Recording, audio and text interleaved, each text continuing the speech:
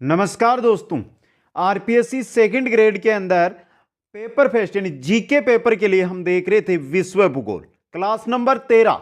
आज हमारा टॉपिक रहेगा वायुमंडल की परतें और वायुमंडल का संगठन। इंपॉर्टेंट टॉपिक रहेगा आपके लिए।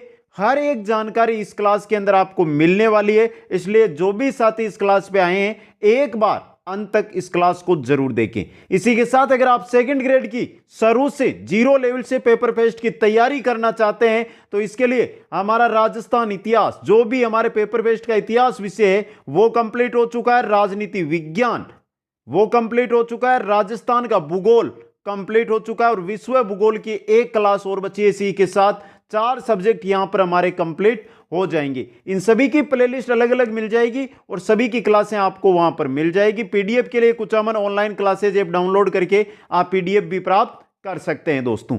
तो चलते हैं दोस्तों आज की क्लास की ओर। एक बार सभी साथी जल्दी से वीडियो को लाइक और शेयर करें जल्दी से, और जो भी नए साथी है चैनल को सब्सक्राइब जरूर कर लें।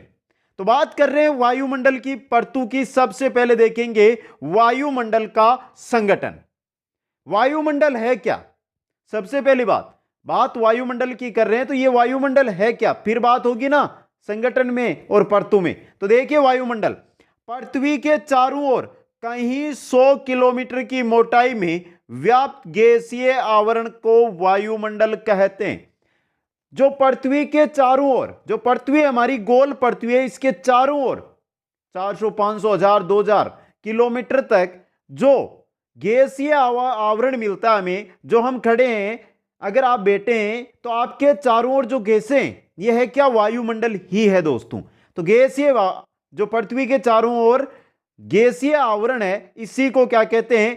वायुमंडल कहते हैं। वायुमंडल का 99% भाग केवल नाइट्रोजन और ऑक्सीजन, 99% भाग, उसमें नाइट्रोजन है 78%, ऑक्सीजन है आपकी 21%। तो कितनी हो गई? 99।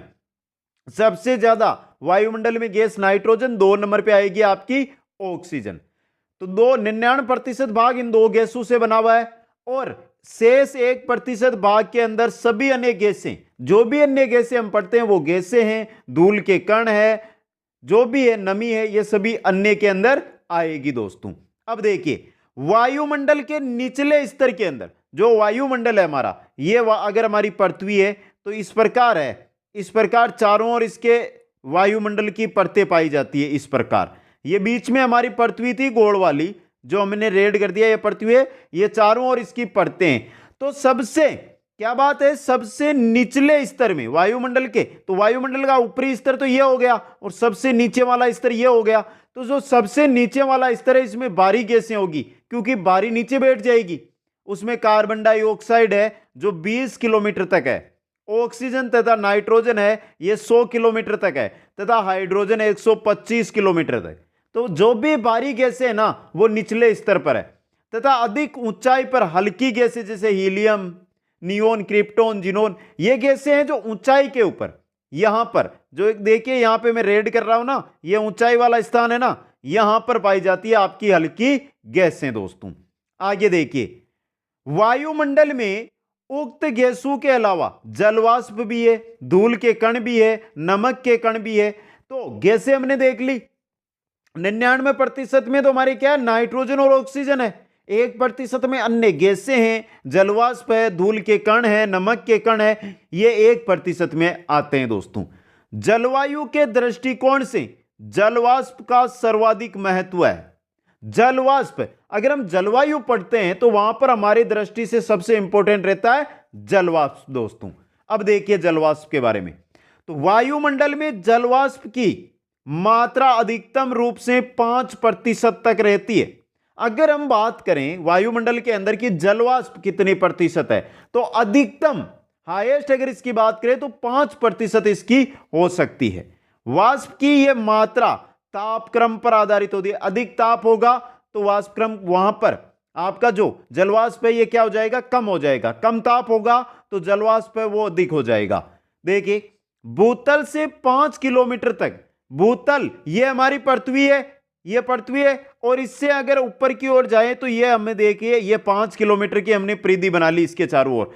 तो भूतल से 5 किलोमीटर तक वायुमंडल वाले भाग में समस्त जलवाष्प का 90% भाग रहता है। जो समस्त जो भी हमारी परतें हैं ऊपर, जो भी वायुमंडल है, उसमें सिर्फ जो आपका भूमंडल है, इससे 5 किलोमीटर का दायरा है ना, यहां पर इस दायरे के अंदर आपको पूरे वायुमंडल की 90% जलवाष्प मिल जाएगी। इस जलवाष्प पर ही संघनन के समस्त रूप निर्भर है। जलवाष्प सूर्य की किरणों के लिए पारदर्शक होती है। सूर्य की किरणें जलवाष्प को क्या करती है? पार करती है। पारदर्शक का कार्य जलवाष्प यहां पर करती है दोस्तों। तो यह था वायुमंडल का संगठन। अब आगे बात करेंगे वायुमंडल की परतों की। तो सबसे पहले चलते हैं वायुमंडल की कौन कौन सी परतें। एक बार आपको नाम बता दूं मैं, 6 परतें हम पढ़ने वाले हैं। सौभ मंडल, सौभ मंडल के आगे चलेंगे समताप मंडल, समताप मंडल से अगर आगे चले हम तो हमारा आएगा मध्य मंडल, मध्य मंडल के बाद आएगा आयन मंडल, आयन मंडल के बाद, आयन मंडल या ताप मंडल एक ही चीज है, देखना इसमें समझाऊंगा मैं आपको, और अंत में आएगा हमारा बाह्य मंडल या आयतन मंडल। दोस्तों सबसे पहले जो वायुमंडल की परतें हैं उनमें सबसे पहली परत आपकी स्क्रीन पे आ चुकी है। कौन सी है? सौभ मंडल है, और बहुत इंपॉर्टेंट परत है क्योंकि जहां पर हम रह रहे हैं, यहां पर जहां पर आप बैठे हैं, ये सौभ मंडल की ही परत है दोस्तों। तो देखिए, यह वायुमंडल की सबसे निचली और सघन परत है जिसमें वायु के संपूर्ण भार का 75% भाग आता है। बहुत अच्छा क्वेश्चन बनेगा। सबसे निचली या सघन परत कौन सी है? सौभ मंडल है। संपूर्ण जो हमारी भार है वायु का, उसका 75% भाग सिर्फ और सिर्फ सौभ मंडल के अंदर आता है दोस्तों। इसकी ऊंचाई विषुवत रेखा पर अधिक और ध्रुवों पर कम है। जो विषुवत रेखा है ना हमारी, वहां पर तो यह बहुत ऊंचाई तक है, लेकिन जो ध्रुव है, उत्तरी ध्रुव है और दक्षिणी ध्रुव है, वहां पर इसकी ऊंचाई बहुत ही कम है दोस्तों। यह परत भूमध्य रेखा से ध्रुवों की ओर पतली होती जाती है। अगर हमारी यह भूमध्य रेखा है, यह हमारे ध्रुव है दोनों हैं, तो यहां से यह चलेगी ना, तो यहां पर तो यह मोटी है, लेकिन फिर यह पतली होती जाएगी। इस प्रकार क्या होती जाएगी? पतली होती जाएगी। भूमध्य रेखा पर सहवन धारा के कारण इसकी ऊंचाई 18 किलोमीटर एवं ध्रुवों पर 8 से 10 किलोमीटर होती है। जो हमारी पृथ्वी है, यह अगर हम यहां पर मित्रों एक बार मैं बताऊं आपको, यह हमारी पृथ्वी है। अब देखिए मित्रों, पृथ्वी है तो पृथ्वी से यह 18 किलोमीटर जो वायुमंडल है, भूमध्य रेखा पर 18 किलोमीटर ऊंचाई तक, पृथ्वी तल से 18 किलोमीटर ऊंचाई तक आपको सौर मंडल मिलेगी। लेकिन जो पृथ्वी का ध्रुव क्षेत्र है, ध्रुव वाला उत्तरी ध्रुव और दक्षिण ध्रुव, वहां पर इसकी आपको ऊंचाई मिलेगी ना, वो 8 से 10 किलोमीटर ही मिलेगी। किसकी? सौभ मंडल की। आगे देखिए, जलवाष्प एवं धूल कणों के सौभ मंडल में ही संकेंद्रित होने के कारण बादलों का निर्माण, तूफान, चक्रवात आदि की उत्पत्ति जैसी मौसम संबंधी घटनाएं इसी मंडल में होती है। तो जो आपका सौभ मंडल या सौभ परत है, जो आपके बादल बनते हैं, तूफान आते हैं, चक्रवात आते हैं, ये सभी के सभी हवाएं चलती है, ये कहां पर चलती है? ये आपके सभी की सभी सौभ मंडल के अंदर ही चलती है दोस्तों। याद रखना है आपका, सौभ मंडल में ही। इंपॉर्टेंट क्वेश्चन है आपका ये। आगे चलते हैं मित्रों, आगे देखते हैं। सौभ मंडल को सहवन मंडल भी कहा जाता है। क्यों कहा जाता है सहवन मंडल? देखिए, क्योंकि सहवन धाराएं इस मंडल के बाह्य सीमा तक ही सीमित होती है। जो सहवन धाराएं वो आपके सौभ मंडल का जो बाह्य सीमा है वहां तक ही चलती है, इसलिए सौभ मंडल को सहवन मंडल भी कहते हैं। ग्रीष्म ऋतु में इस स्तर की ऊंचाई में वृद्धि व शीत ऋतु में कमी पाई जाती है। जैसे हमने देखा ना, भूमध्य रेखा पर जो आपका सौभ मंडल है, इसके 18 किलोमीटर तक या 20 किलोमीटर तक इसकी ऊंचाई है, लेकिन ध्रुव जो ठंडे स्थान है वहां पर इसकी ऊंचाई कम है, 8 से 10 किलोमीटर ही। इस मतलब याद रखना, ग्रीष्म ऋतु होती है जहां पर, वहां पर सौभ मंडल की ऊंचाई बढ़ जाएगी और शीत ऋतु में इसकी ऊंचाई थोड़ी सी कम हो जाएगी। इस स्तर में ऊंचाई के साथ तापमान में भी कमी आती है। तापमान में कमी कैसे आएगी? देखिए मित्रों, तापमान में यह गिरावट की दर 1 डिग्री सेल्सियस प्रति 165 मीटर पर है। अगर आप ऊपर की ओर जाएंगे सौभ मंडल के अंदर तो 165 मीटर चलेंगे तो आपको 1 डिग्री टेम्परेचर कम मिलेगा। कितना 165, या फिर 3.6 डिग्री फ़ारेनहाइट 100 फीट। अगर 100 फीट ऊंचाई पर जाते हैं तो फ़ारेनहाइट में अगर आप टेम्परेचर माप रहे हैं तो आपको 3.6 डिग्री फ़ारेनहाइट की कमी आपको देखने को मिलेगी। इसे सामान्य तापपतन दर कहा जाता है। क्या कहा जाता है इसको? सामान्य तापपतन दर क्या है? 165 मीटर में 1 डिग्री सेल्सियस, या 100 फीट में 3.6 डिग्री फ़ारेनहाइट। ये याद रखना, इंपॉर्टेंट क्वेश्चन बनेगा। अब देखिए एक क्वेश्चन आया था, सौरमंडल वायुयानों के उड़ने के लिए सही मार्ग नहीं है, क्यों? तो देखिए बादल, तूफान आदि के कारण यह मंडल वायुयानों के उड़ने के लिए उपयुक्त नहीं है। सौरमंडल में बादल बनते हैं, चक्रवात आते हैं, तूफान आते हैं, समझे मित्रों? इस वजह से यह है जो वायुयान होते हैं उनके उड़ने का मार्ग नहीं है अच्छी तरह। आगे चलिए मित्रों, आगे देखते हैं। सौरमंडल की ऊपरी सीमा विषुवत रेखा पर तापमान 80 डिग्री सेल्सियस हो जाता है, जबकि ध्रुवों पर यह 45 डिग्री सेल्सियस ही रहता है। एक बार आपको टेम्परेचर है उसमें गिरावट मिलेगी, लेकिन फिर ऊपर जाएंगे तो टेम्परेचर में बढ़ोतरी मिलेगी, क्योंकि जो जो ऊपर बढ़ेंगे, जो जो सूर्य के नजदीक हम जाते रहेंगे। लेकिन जो ध्रुव है वहां पर आपको ऊपरी सीमा है ना सौरमंडल की, यह पृथ्वी और यह आपकी सौरमंडल की ऊपरी सीमा, तो जो ध्रुव है वहां पर आपको -45 डिग्री सेल्सियस मिलेगा। सौरमंडल तथा समताप मंडल, यह सौरमंडल हो गया और इसके ऊपर आएगा समताप मंडल। यह ऊपरी सीमा है ना जो मैं आपको देखिए यहां पर रेड कर रहा हूं, यह सीमा, इसकी बात कर रहा हूं मैं। अब सौरमंडल तथा समताप मंडल के बीच स्थित संक्रमण स्तर को सोम सीमा या ट्रोपोपोज कहा जाता है। इंपॉर्टेंट क्वेश्चन है आपके लिए, ये इंपॉर्टेंट क्वेश्चन बन सकता है एग्जाम की दृष्टि से। तो यह था हमारा सौरमंडल। सौरमंडल से आगे चलें तो 2 नंबर पे आएगा सौरमंडल के बाद समताप मंडल। देखिए सौर सीमा के ऊपर समताप मंडल स्थित है। जो सौर सीमा देखिए हमने, ये हमारा पृथ्वी जो धरातल है वो, ये हमारी 18 से 20 किलोमीटर तक क्या आ गया? सौर मंडल। और ये आ गई आपकी सौर सीमा। क्या आ गई? सौर सीमा। क्या ये? सौर सीमा। सौर सीमा क्या कहते हैं? ट्रोपोपोज। और इसके बाद ये देखिए आपका, ये क्या है मित्रों? ये आपका जो मैं यहां पे देखिए ये बना रहा हूं ना, ये है आपका समताप मंडल। तो देखिए इसकी ऊंचाई धरातल से 50 किलोमीटर तक है। धरातल से 50 किलोमीटर तक कौन सा? समताप मंडल पाया जाता है। इस मंडल के निचले भाग में अर्थात 20 किलोमीटर की ऊंचाई तक तापमान लगभग स्थिर रहता है, परंतु ऊपरी भाग में 50 किमी की ऊंचाई तक तापमान क्रमशः बढ़ता है। जैसे 20 किलोमीटर तक जाएंगे तो आप सौरमंडल से फिर ऊपर चलेंगे आप 50 किलोमीटर तक, तो आपका तापमान है वो बढ़ता रहेगा। इसका कारण यह है कि यहां सूर्य की पराबैंगनी किरणों का अवशोषण करने वाली ओजोन गैस मौजूद होती है, अतः इसे ओजोन मंडल भी कहा जाता है। तो समताप मंडल को ही ओजोन मंडल कहते हैं। समताप मंडल में ही ओजोन मंडल है या ओजोन गैस का परत पाई जाती है, इस वजह से समताप मंडल को ओजोन मंडल कहा जाता है। अब मित्रों इसका टेम्परेचर क्यों बढ़ता है? क्योंकि जो ओजोन मंडल है या ओजोन परत है वो सूर्य से आने वाली किरणों का अवशोषण करती है, उनको रोकती है। अगर रोकेगी तो आपको पता है क्या होगा? तापमान उस जगह का बढ़ जाएगा। इसी वजह से इस जो समताप मंडल है इसमें तापमान में वृद्धि होती रहती है। आगे देखिए मित्रों, 20 किलोमीटर से 35 किलोमीटर की ऊंचाई तक ओजोन परत की सघनता अधिक है। जैसे ही हम सौर मंडल से आगे समताप मंडल में घुसते हैं 20 किलोमीटर के बाद, तो समताप मंडल में घुसते ही आपको 20 से 35 किलोमीटर की जो ऊंचाई है वहां पर आपको मिलेगी ओजोन परत।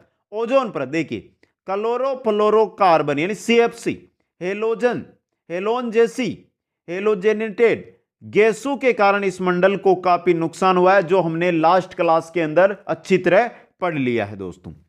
समताप मंडल में बादलों का अभाव होता है तथा धूल के कण एवं जलवाष्प भी नाम मात्र के ही पाए जाते हैं।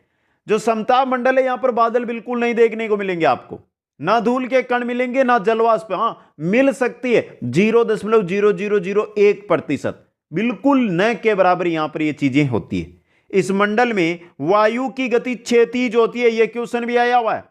समताप मंडल के अंदर वायु की गति कैसी होती है? क्षैतिज होती है दोस्तों।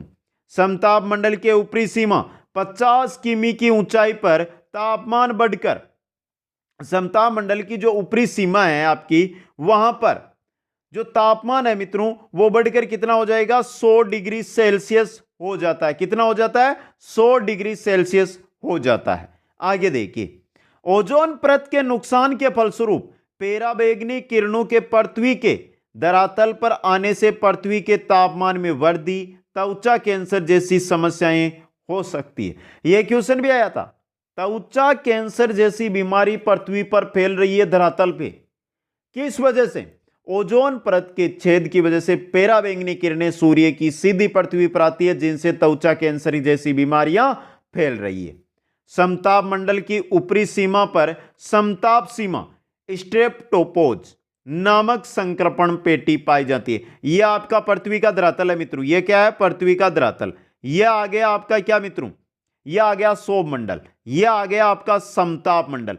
अब देखिए, यह जो मैं सीमा बना रहा हूं ना, यह कौन सी सीमा थी हमारी? यह क्षोभ सीमा थी। क्या थी? क्षोभ सीमा। इंपॉर्टेंट क्वेश्चन बनेगा यहां से, ट्रोपोपोज। और जो ये ऊपर वाली बना रहा हूं ना 50 किलोमीटर वाली, यह है आपकी समताप सीमा या स्ट्रेटोपोज सीमा। आगे चलते हैं, ये दो मंडल या दो परतें हो गई। ये तीसरी परत है हमारी मध्य मंडल। कहां से कहां तक? ये समताप मंडल के ऊपर स्थित है। समताप जो सीमा थी उससे ऊपर आती है मध्य मंडल। देखिए, एवं 50 किमी से 80 किमी, 50 किलोमीटर से 80 किलोमीटर की ऊंचाई के बीच फैला हुआ है। यह हमारी पृथ्वी, यह क्षोभ मंडल, यह समताप मंडल। यह 20 किलोमीटर हो गया, यह आपका 50 हो गया। यहां से 50 से यह है, देखिए 50 से 80, यह जहां देखिए मित्रों यह बना रहा हूं उनमें, यह आपकी कौन सी है? यह ही है आपका मध्य मंडल दोस्तों। कौन सा है? मध्य मंडल है। इस मंडल में ऊंचाई के साथ तापमान में ह्रास होता है, यानी तापमान गिरता रहता है। एवं 80 किलोमीटर की ऊंचाई पर तापमान -100 डिग्री सेल्सियस हो जाता है। 50 से 80 किलोमीटर की ऊंचाई पर जाते हैं तो तापमान में गिरावट होगी और -100 डिग्री सेल्सियस तक यहां पर तापमान पहुंच जाता है। इस मंडल की ऊपरी सीमा को मध्य सीमा या मेसोपोज कहा जाता है। यह भी इंपॉर्टेंट क्वेश्चन है आपके लिए। यह थी तीसरी मंडल या तीसरी परत। आगे चलते हैं चौथी परत में। चौथी परत आई है आयन मंडल। अब देखिए, पहला ही क्वेश्चन है यहां पर, पहला से ही क्वेश्चन बन रहा है। इसे ताप मंडल भी कहा जाता है मित्रों। लेकिन ताप मंडल के बारे में अगर हम बात करें तो ताप मंडल या तापमान मंडल, यह आगे आएगा हमारा। ताप मंडल जिसका फैलाव है आपके 80 किलोमीटर से 640 किलोमीटर तक। इंपॉर्टेंट चीज है यह ताप मंडल। पांचवा मंडल या पांचवी परत ताप परत ही है आपकी, वो 80 से 140 है। लेकिन यहां पर देखिए आयन मंडल है ना, इस मंडल का फैलाव 80 किलोमीटर से लेकर 400 किलोमीटर की ऊंचाई तक ही है।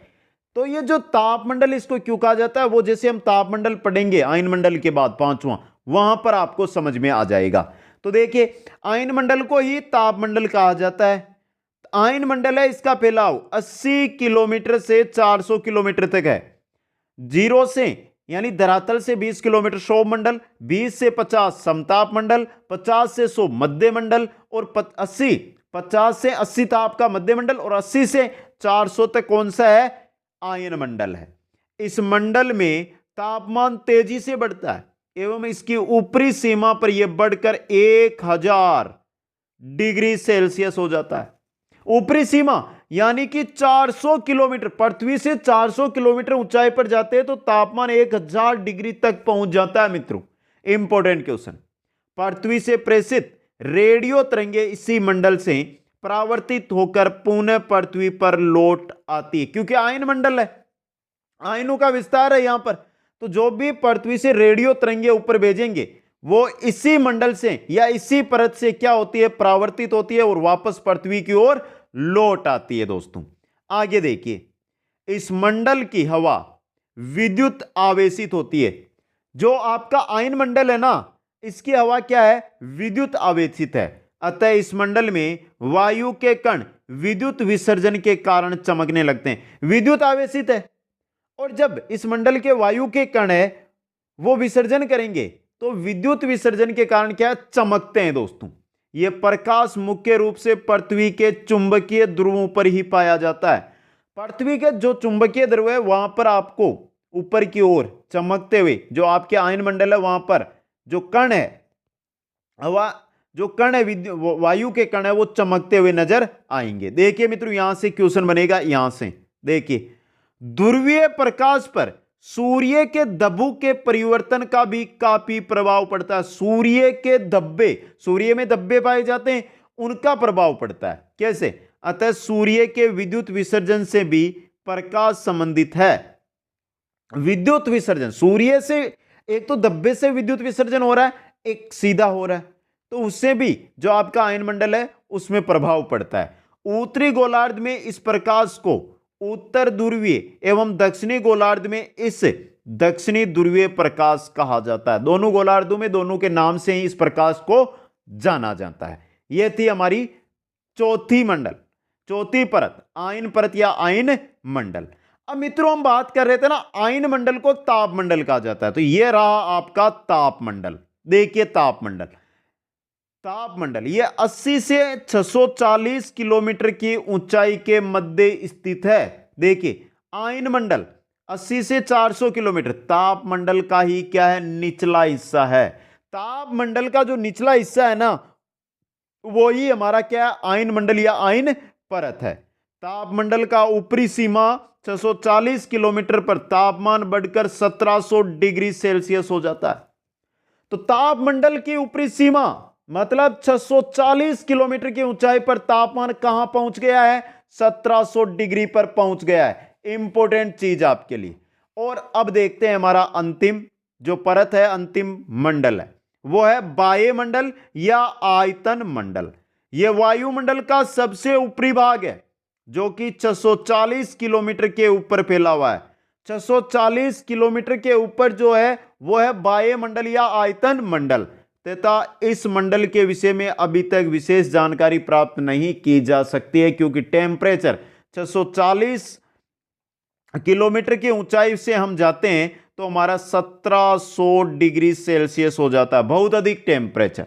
अधिकांश विद्वान इसकी ऊपरी सीमा 10,000 किलोमीटर तक मानते हैं। मतलब 640 किलोमीटर धरातल, पृथ्वी धरातल से 640 और 640 से 10,000 किलोमीटर तक आपका वायुमंडल है वो फैला हुआ है। तो यह थी हमारी वायुमंडल की परतें। कैसी लगी आपको ये क्लास, कमेंट करके बताएं सभी साथी। वीडियो को लाइक, शेयर और जो भी नए साथी है चैनल को जरूर सब्सक्राइब करें। आप सभी को बहुत बहुत धन्यवाद। जय हिंद, जय भारत।